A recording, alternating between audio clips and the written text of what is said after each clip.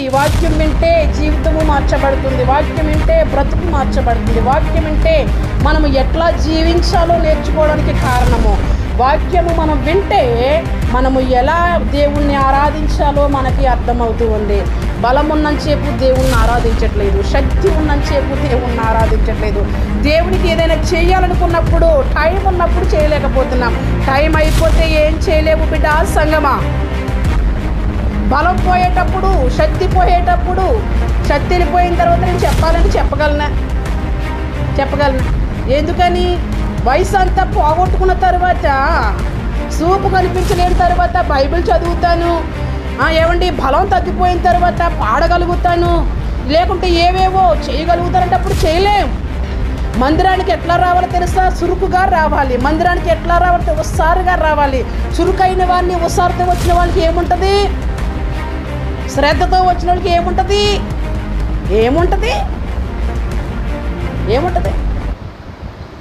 ఉత్సాహంగా దేవుని స్తుతిస్తే దేవుడు ఏం చేస్తాడు? వాళ్ళని ఉత్సాహంగా ఇస్తే దేవుడు ఏం చేస్తాడు? వాళ్ళని దేవుని మందిరానికి ఉత్సాహంగా గొంతులు వేసుకుంటూ వస్తే దేవుడు ఏం చేస్తాడు? వాళ్ళని ఇస్రో దేవుడు అంట వస్తావు. 24 hours 366 రోజులు అనగా 52 వారాలు కూడా ఏదో పోగొట్టుకున్నట్టు, నువ్వు పట్టుకొచ్చి ఏదో ఇచ్చినట్టు నీ మొహం వంకు చూస్తే నువ్వెంత ఎలా వస్తావో తెలుసా?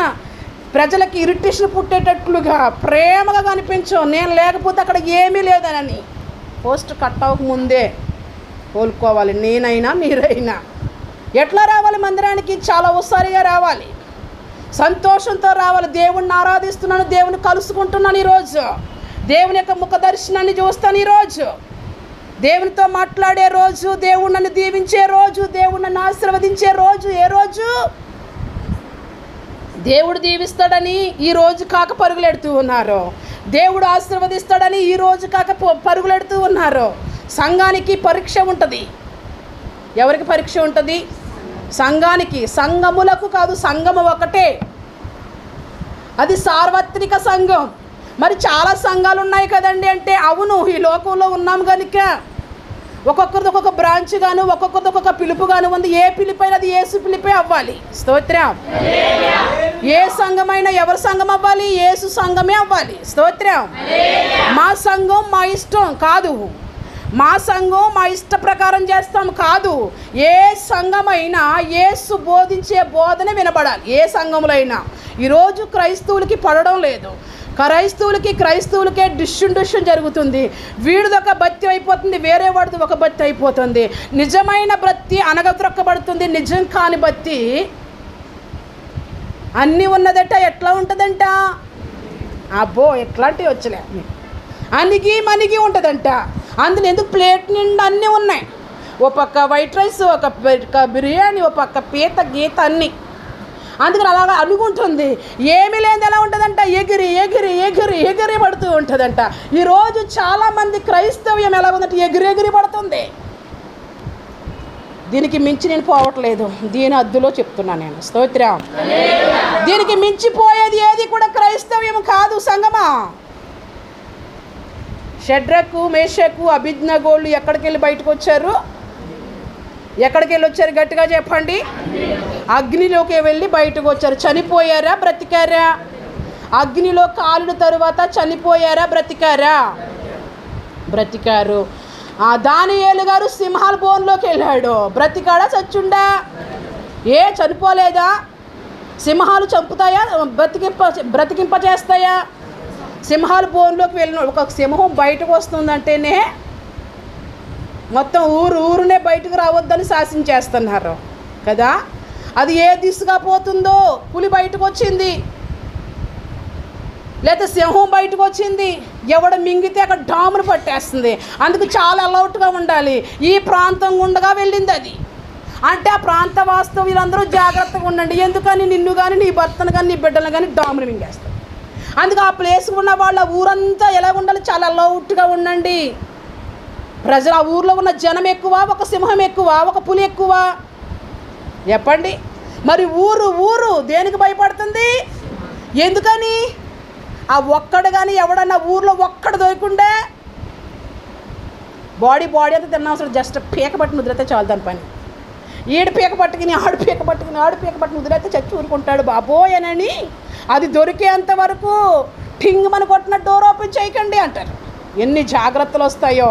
మరి అట్లాంటి సింహాల బోన్లోకి వెళ్ళిన దానియేలు ఎట్లా బయటకు వచ్చాడు? చనిపోయి వచ్చాడా బయటికి? జీవంతో వచ్చాడా, జీవం లేకుండా వచ్చాడా? జీవంతోనే కదా వచ్చాడు. సంఘానికి అగ్గి పరీక్ష ఉంటుంది.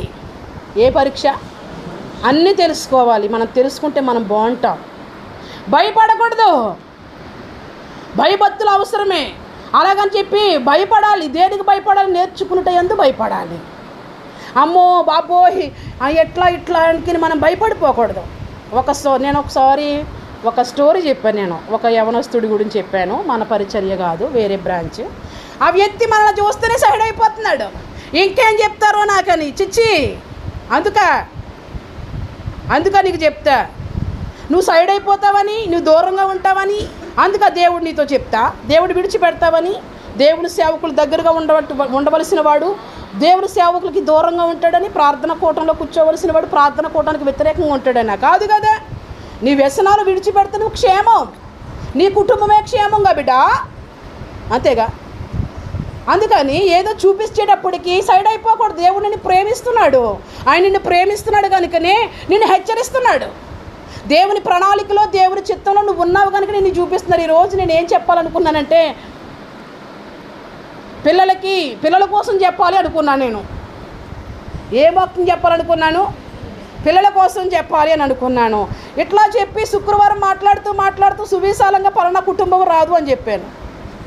వచ్చారని చూడండి వెనక్కి. మాట్లాడే దేవుడు ఎప్పుడు చెప్పావు రావని?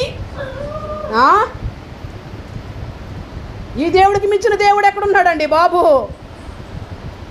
మాట్లాడే దేవుడు, నీ హృదయాన్ని తట్టే దేవుడు. నీ హృదయాన్ని తడితే పిలవండి, ఆహ్వానించండి. నాలోకి వచ్చి స్వామి ఎన్నాళ్ళు నీకు వేరుగా ఉండను, ఇంకా వేరుగా ఉండలేను అని.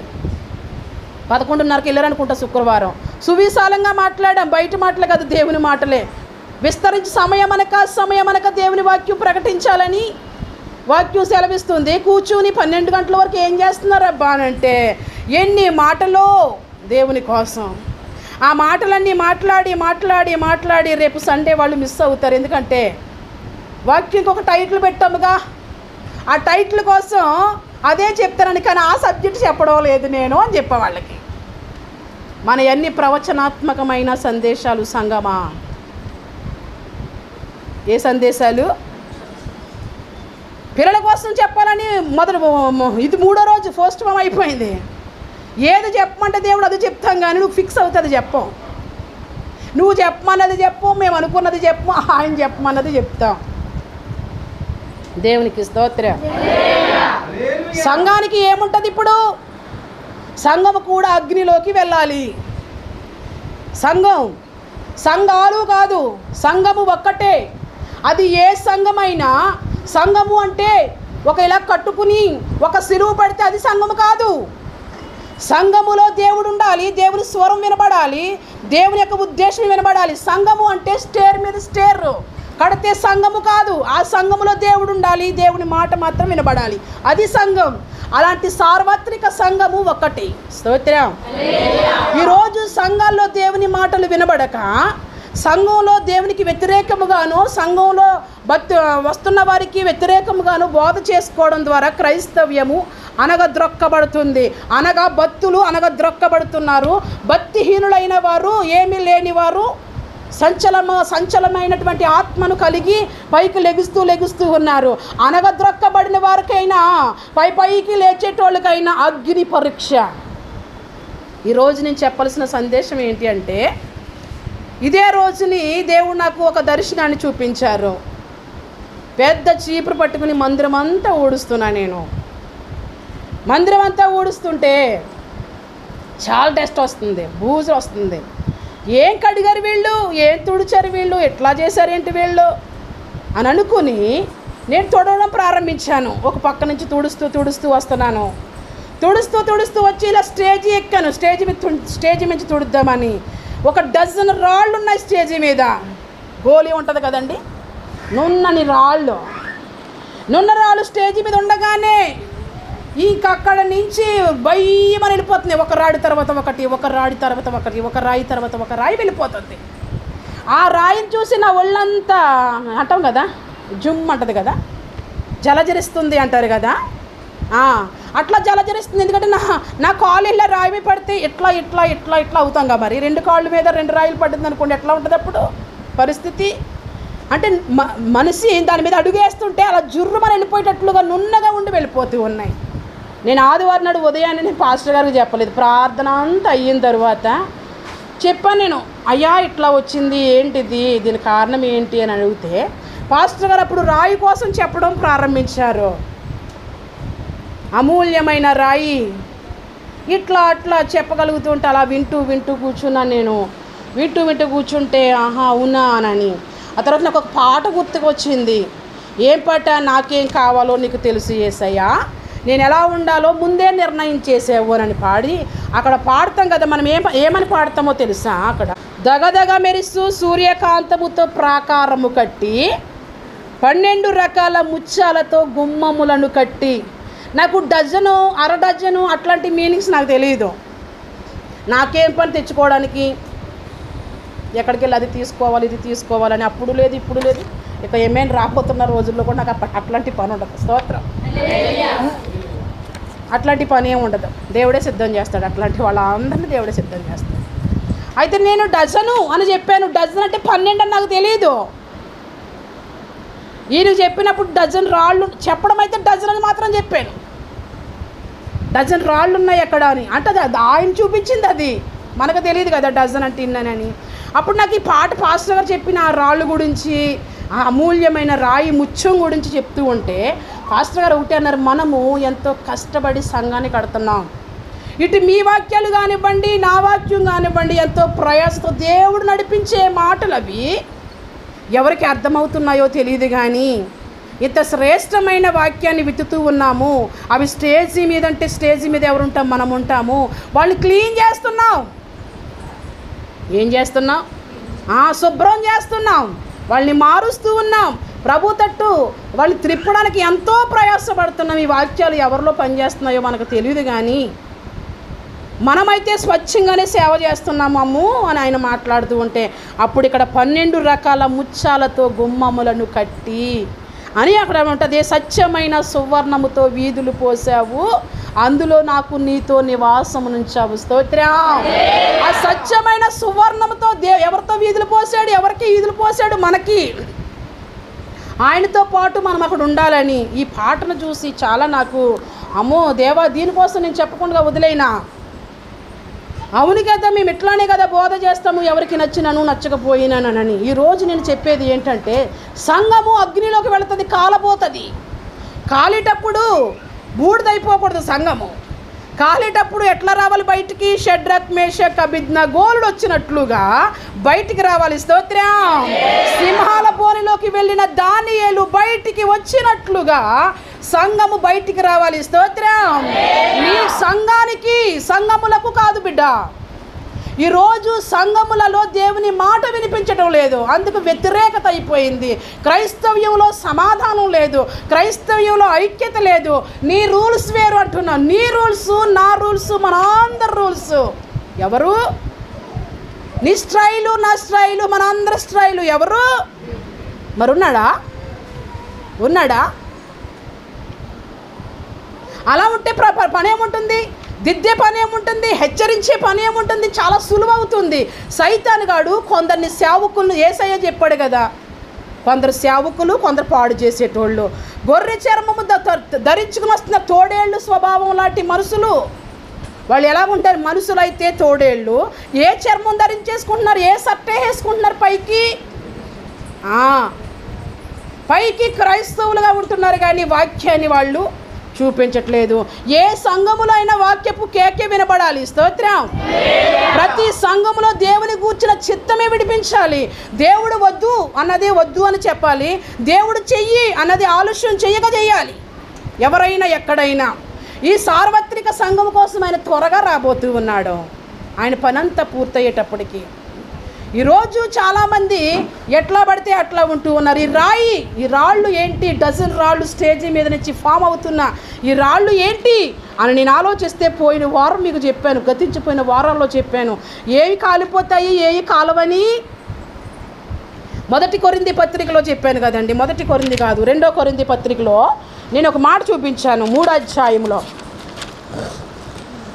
మీరు విన్నారు, మళ్ళీ మరొకసారి మీకు చెప్తూ ఉన్నా. దేవుడు నాకు చూపించిన దర్శనమును బట్టి మీకు తెలియపరుస్తున్నా. 1 కొరింథీ పత్రిక 3వ అధ్యాయము 12వ వచనం చూడండి. ఎవడైనను పునాది మీద బంగారము వెండి వెలగల రాళ్ళు కర్ర గడ్డి కొయ్యకాళ్ళు, పునాది మీద బండ మీద ఎలాంటి కట్టడం ఉండాలంట? బంగారము వెండి వెలగల రాళ్ళు. ఓకే, నెక్స్ట్ ఇంకే కట్టడం ఉంది? కర్ర గడ్డి కొయ్యకాలు మొదలైన వాటితో కట్టిన ఎడల వాని పని కనిపిస్తుంది. ఏ పని కనిపిస్తుంది? బంగారంతో కట్టిన పని, వెండితో కట్టిన పని, వెలగల రాళ్ళతో కట్టిన పని కనిపిస్తుంది. ఇట్లా కట్టారు అని. మరొక కట్టడం ఉంది. ఏ కట్టడం అది? కర్ర గడ్డి కొయ్యకాలు. ఈ 2 కట్టడమే. దానితో కట్టిన సంఘమే, దీనితో కట్టిన సంఘమే. నీది ఏ సంఘం? కర్ర గడ్డి కొయ్యకాలు సంఘమా? లేక నీది ఏ సంఘం? వెండి బంగారము వెలగల రాళ్ళు సంఘమా? ఒకే పునాది మీద ఎన్ని కట్టబడుతున్నాయి? 2 కట్టబడుతున్నాయి. ఎన్ని దారులు? 2 దారులు. ఎన్ని ఉన్నాయి? ఏ 2 దారులు? ఒకటి పరలోకం, ఒకటి నరకం. 2 దారులు. మరి ఎన్ని బోధలు ఉన్నాయి? 2 బోధలు. సంఘాలు ఎన్ని ఉన్నాయి? ఒక్కటే. అది ఏ సంఘమైనా ఒక్కటే సంఘం. ఈ సంఘంలోనూ దేవుని మాటే, వేరొక సంఘంలో కూడా దేవుని మాటే. దేవుని మాట సంఘంలో మారకూడదు కూడా. ఇక్కడ ఎట్లా దేవుడు మాట్లాడుతున్నాడో నెక్స్ట్ వేరే బ్రాంచ్లో కూడా దేవుడు అట్లానే మాట్లాడాలి. 2 3 ఉన్న కాడ దేవుడు ఎట్లా మాట్లాడుతున్నాడో వేల మందిలో కూడా అదే మాట్లాడాలి. అది దేవుడు. స్తోత్రం. ఇక్కడ 2 రకాలుగా కట్టబడ్డాయి. అప్పుడు నాకు వెంటనే వాక్యం గుర్తుకొచ్చింది, వెండి బంగారము వెలగల రాళ్ళు. అంటే నేను ఎలా కడుతున్నాను నా సంఘాన్ని? ఒక్కొక్కటి ఫామ్ వెళ్ళిపోతుందంటే ఎట్లా కడుతున్నాను నేను? గడ్డి కర్ర కొయ్యకాలు ముఖసూతి బోధ మేము చెయ్యడం లేదు. మరి ఎట్లా కడుతున్నాం? నీకు నచ్చినా నచ్చకపోయినా, నీకు బాధ అనిపించినా, శ్రేష్టమైన వాక్య సందేశాన్ని, శ్రేష్టమైన రాయి, అమూల్యమైన రాయి, ఆ రాయి క్రీస్తు యేసు ప్రభు సారూప్యాన్ని మీకు ఎప్పటికప్పుడు తండ్రి రూపాన్ని చూపిస్తున్నాం, యేసుక్రీస్తు రూపాన్ని చూపిస్తున్నాం, తండ్రి చిత్తాన్ని చూపిస్తున్నాం. అవిటోర్స్ దేవుని చిత్తాన్ని చూపిస్తున్నాం, దేవుని ఉద్దేశాన్ని చూపిస్తున్నాం, యేసుక్రీస్తు ప్రసన్నతను ప్రత్యేకతను వర్ణిస్తున్నాం. తండ్రి అయిన దేవుడు యెహోవా దేవుడు ప్రసన్నతను ప్రత్యేకతను చూపిస్తున్నాం. సంఘంలో ఎవరు కనిపించాలి? వీళ్ళిద్దరే కనిపించాలి. పరిశుద్ధాత్ముడు, యేసుక్రీస్తు, తండ్రి కుమార పరిశుద్ధాత్మ, ఈ 3 కనిపించాలి. ఈ 3 ఏం చెప్తున్నారో చెప్పాలి. ఈ 3 ఏం చేయొద్దంటున్నారో చెప్పాలి. సంఘాలన్నీ కూడా అగ్నిలోకి వెళ్ళబోతున్నాయి. ఇప్పుడు అగ్నిగుండంలో కాదు, అగ్నిలోకి వెళ్ళబోతున్నాయి. అగ్నిలోకి వెళ్ళిన తరువాత చదువు, అది అగ్ని చేత బయలుపరచబడును, మరియు వాని పని ఎట్టిదో ఏది పరీక్షిస్తుందంట? బంగారాన్ని వెండిని వెలగల రాళ్ళును కర్ర గడ్డి కొయ్య కాళ్ళును ఎవరు పరీక్షిస్తారంట? అగ్నిదేవుడు ఎవరండి? ఈయన అగ్ని అయి ఉన్నాడు. దహించు అగ్ని అయిన దేవునికి 2 చేతులు పైకెత్తండి, ఇక్కడ ఒక స్తోత్రం చెప్పండి. ఈయన అగ్నిదేవుడు. నిన్ను నన్ను మన సంఘాన్ని వేరు సంఘాలను ఎవరు పరీక్షిస్తారు? ఇప్పుడు ఎవరు పరీక్ష రాబోతుంది. అదే ప్రభు రాకడ. స్తోత్రం. నీకు నాకు టెస్ట్ జరగబోతూ ఉంది. అదే ప్రభు రాకడ. దేవుడు సంగమా, నీ పనిని నా పనిని ఎవరై చేస్తుంటే ఈ సేవ వారి పనిని అగ్నినే పరీక్షిస్తుంది. పుటము వేసి బయటకు తీసుకొస్తుంది. ఇప్పుడు ఒక మంచి పాత్రగా కాలిపోవా? కాలదు. వస్త్రాలు కంపు రావా? రావు. ఎక్కడైనా క్లాత్ అంటుకుంటే గ్యాస్ దగ్గర క్లాత్ అంటుకున్న స్మెల్, వైర్ అంటిస్తే వైర్ స్మెల్, ఏమైనా పొయ్యి అంటిపించి బయటకు వస్తే పొయ్యి దగ్గర కూర్చున్న స్మెల్, ఇట్లా వస్తూ ఉంటాయి కదా స్మెల్. మరి మనందరము అగ్నిలోకి వెళ్ళినప్పుడు ఏ కంపు వస్తుంది? ఒకటి జీవపు వాసన, రెండు మరణపు వాసన. ఈ కంపులే వస్తాయి. అగ్ని రాళ్ళతోనూ వెండితోనూ వెలగల రాళ్ళతోనూ బంగారంతో కట్టుకున్న వాళ్ళకి జీవపు వాసన, కర్ర గడ్డి కొయ్యకాళ్ళతో కట్టుకున్న వారికి మరణపు వాసన. స్తోత్రం. అర్థమవుతుందండి? నీవు క్రీస్తులో నిలవబడాలి. నిలవబడిన వారి కోసం ప్రభు రాబోతూ ఉన్నాడు. స్తోత్రం. అందరినీ ఫిల్టర్ చేస్తాడు. ఇప్పుడు ఏ దేవుడు ఫిల్టర్ చేస్తాడు? అగ్నిదేవుడు. వాడైన రెండంచుల కత్తి దేవుడు ఫిల్టర్లోకి తీసుకెళ్ళిపోతున్నాడు సంఘాలందరినీ, సేవకులను విశ్వాసులను అందరికీ. టెస్ట్ ఏం చేస్తారో మరి, నిలుస్తారో కాలిపోతారో ఊహించుకుంటేనే భయం వేస్తుంది. భయం వేస్తుందా మీకు? చాలా భయం వేస్తుంది. భయం వేస్తుంది. త్వరగా రా, తొందరగా చేసే అని కూడా అనిపిస్తుంది. అదే విశ్వాసంతో పోయిన వారం పాస్టర్ గారు చెప్పారు. పాస్టర్ గారు పిల్లలని, సంఘ విశ్వాసులని దేవునికి భేదం లేదని. గ్రీకు దేశస్థుడెవడు, అసలు యూదుడెవడు, సమరయుడెవరు? అందుకనే ఏక పట్టణస్థులు, పరజనులను పరదేశులను కాక సంఘం ఎలా ఉండాలట? ఏక పట్టణం. ఆ పట్టణమే పరదేశం. స్తోత్రం. పరలోకం. ఏక పట్టణస్థులుగా ఉండాలి. ఇక్కడ ఈరోజు వ్యత్యాసానికి కారణం ఏంటంటే ఆరాధించడంలో లోపం, పూజించడంలో లోపం, దేవుని సేవించడంలో లోపం. ఇలా ఏదో మాటలో మాట్లాడితే కుమారి అంటే అంటుంది ఎక్కడో యేసు పాదాలు వెలిసాయట. ఏ రూపం పెట్టుకోకు అంటున్నాడు ఆయన. యేసు పాదం వెలిసిందా? యేసు పాదం ఎలా ఉందమ్మా? మీరేగా చెప్పిండ్రు, నోరుతో చెప్పాలి. ఇక్కడ నేను సాక్ష్యం చెప్తున్నా. ఏ ఏ ఏ పాదం కోసం చెప్పారు? యేసు పాదాలు వచ్చాయంట. యేసయ్య ఏమంటున్నాడు? నేను సమాధిలో లేను, నేను సమాధి దగ్గరికి వెళ్ళి తడవనవసరం లేదు.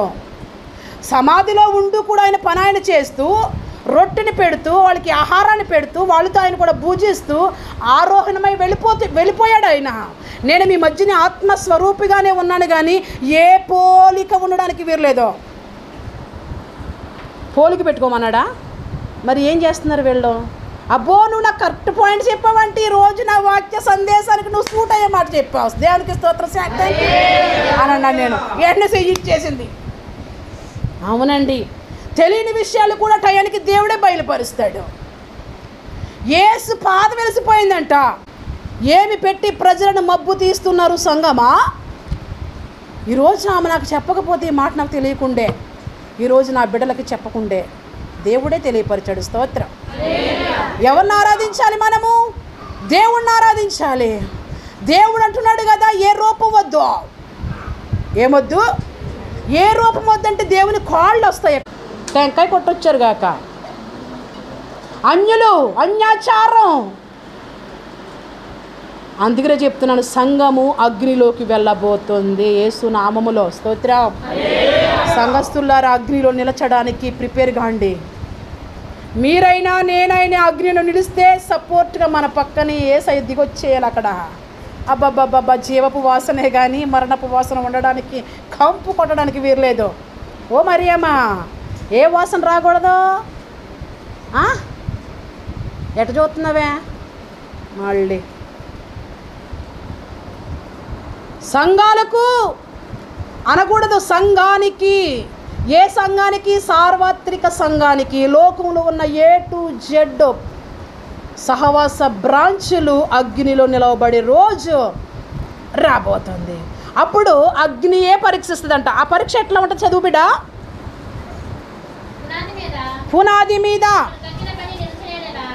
పునాది మీద ఒకడు కట్టిన పని నిలిచిన ఎడల వాడు జీతం పుచ్చుకుంటాడు. స్తోత్రం. ఏ పునాది మీద కట్టాలి? క్రీస్తు యేసు అనే బండ మీద, క్రీస్తు యేసు అనే పునాది మీద, పాదం మీద కాదు. దేవుని చూపించు. అప్పుడు నీకు విశ్వాసం సరమణికిపోతుంది. దేవుని కోసం బ్రతకాలని రోషం వచ్చేస్తుంది. ఇంకా ఈ దేవుడే అన్న రోషం వచ్చేస్తుంది. ఇంకా దేవుని కోసం ఏదైనా చేయాలి. ఇక దేవుని కోసం దేన్నైనా భరించాలి, కష్టానైనా భరించాలి, శ్రమైనా భరించాలి, ఇరుకైనా భరించాలి, ఎవరున్నా భరించాలి, ఎవరు లేకున్నా భరించాలి. దేవుని వెంబడిస్తే అందరూ ఉండరండి. దేవుని వెంబడిస్తే అందరూ ఏమి ఉండరండి. దేవుని వెంబడిస్తే వెళ్ళిపోతూ ఉంటారు. అది కూడా చెప్తాను ఈరోజు. వాని పనిని, బండ మీద కట్టే పనిని ఎవరు పరీక్షిస్తారంట? చదువు. పునాది మీద ఒకడు కట్టిన పనిని నిలిచిన ఎడల వాడు జీతం పుచ్చుకుంటాడు. ఒకటి పని మరి ఇద్దరు కడుతున్నారు కదా, మరి ఒకడే కడుతున్నాడు, ఇద్దరు కడుతున్నారా? ఇద్దరు కడుతున్నారు. ఒకరు దేవుని ఆత్మచేత నింపబడే వాళ్ళు కడుతున్నారు, మరొక వాళ్ళు దైవ ఆత్మ సంబంధమైన ఆత్మచేత నింపబడే వాళ్ళు కడుతున్నారు. వాళ్ళు కట్టడమే వీళ్ళు కట్టడమే. వాళ్ళు కట్టడానికి వీళ్ళు కట్టడానికి పరీక్ష జరగబోతూ ఉంది.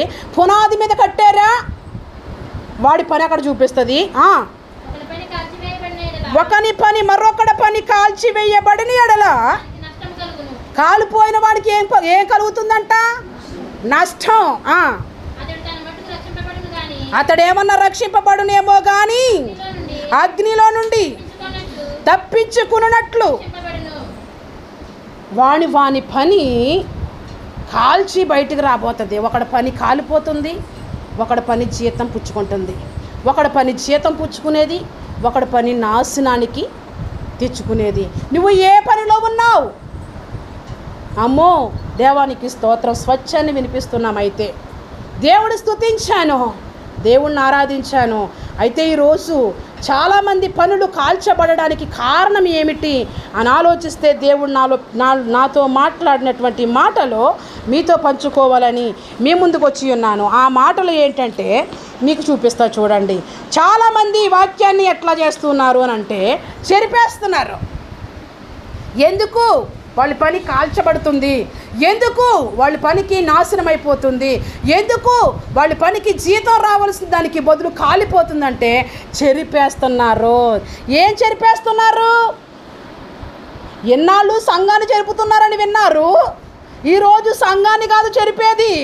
దేన్ని చెరుపుతున్నారు? వాక్యాన్ని చెరిపేస్తున్నారు.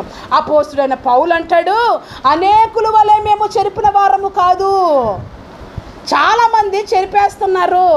ఉన్నది ఒకటైతే మరొకటి లేనిది జాని చేసి చెరుపుతూ ఉన్నారు. అలో సంగమా, మేమైతే చెడిపేసి పాడు చేసేటోళ్ళము కాదు. అపోస్తుడైన పౌలు ఏమని చెప్తున్నాడో చూద్దాం చూడండి. 2 కొరింథీ పత్రిక 2వ అధ్యాయము 2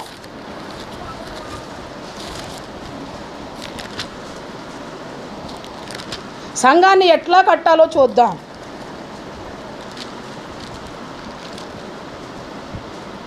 2:17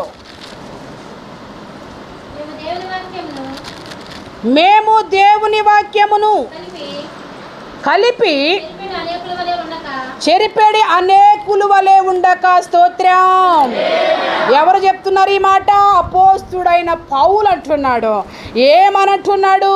మేము దేవుని వాక్యమును కలిపి చెరిపెడి అనేకుల వలె కాక.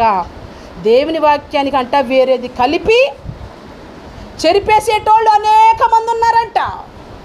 మేము అట్లా లేము అంటున్నాడు.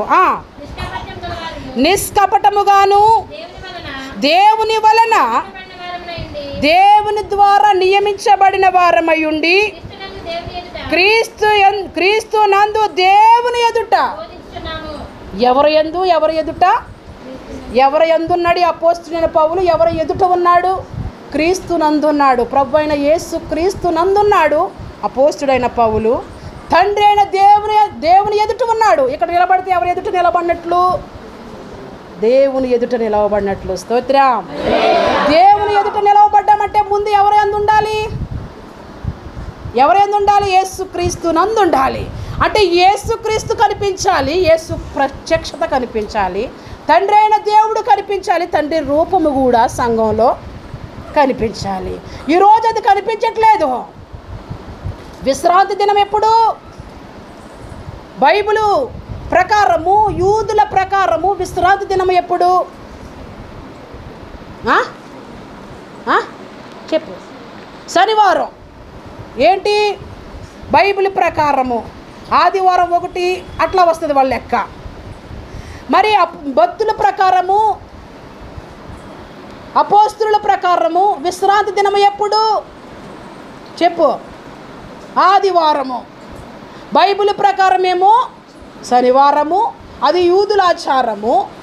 భక్తుల ప్రకారమేమో ఆదివారము, అది భక్తులది, మనలాంటి వాళ్ళది. ఎప్పుడుది? ఆదివారము. మరి ఏ రోజు అటెండ్ అవ్వాలి? ఆశీర్వాదం వచ్చే రోజులేవి? ఏ రోజులు? ఇవి కాక ఆశీర్వాదం వస్తుందా? ఈ దినము కాక స్వస్థత వస్తుందా? ఈ దినము కాక అభివృద్ధి వస్తుందా?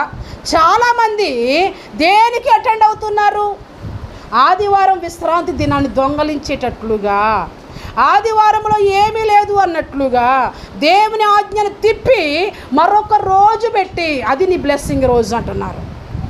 ఇది వాక్యానుసారమా? వాక్యానికి వ్యతిరేకమా?